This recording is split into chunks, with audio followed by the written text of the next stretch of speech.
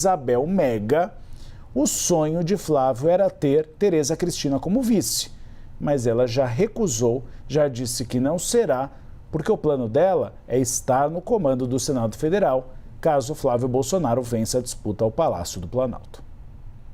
E tem outros parlamentares do PL que querem essa função também. Rogério Marinho é um deles. Líder hoje no Senado Federal da oposição e também não esconde muito que desejaria ser o próximo presidente do Senado Federal. Então você vê que já tem uma certa disputa interna também sobre quem vai suceder Davi Alcolumbre no comando do Senado Federal, sendo que ainda tem muita coisa a acontecer, inclusive uma eleição, né? Mas, Uribe, é um posicionamento interessante também, porque tem uma imagem de que o que aconteceu ontem em termos de placar dá uma guinada mais à direita para o Senado Federal. Então, com isso, você tem o fortalecimento de um projeto que o bolsonarismo trabalha e não é de hoje, que é um projeto de conseguir eleger senadores que tenham este viés de defesa de impeachment de ministros do Supremo Tribunal Federal.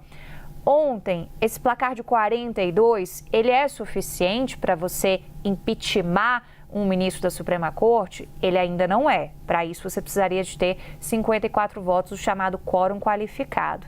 Mas ele é suficiente para você abrir o processo de impeachment no Supremo Tribunal Federal. E isso foi lembrado pelos parlamentares da oposição. Querendo ou não, isso acende também uma espécie de sinal de alerta com o Supremo Tribunal Federal.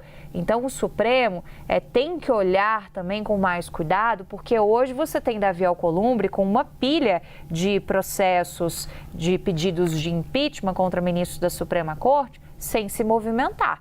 Não arquiva, mas também não abre. Fica ali, pegando poeira em cima da mesa. Mas e as conjunturas vão mudando? E o que o Supremo pode render a respeito de investigações, a exemplo do Master? Como é que essas investigações vão ter implicações contra esses grupos políticos que podem vir a ser implicados? Quais vão ser os efeitos disso?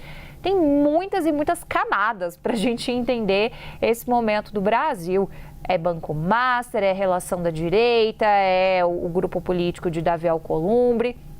Então, por isso é que essas movimentações todas, elas são importantes para a gente ir analisando essas conjunturas e conforme elas vão mudando, conforme a conveniência.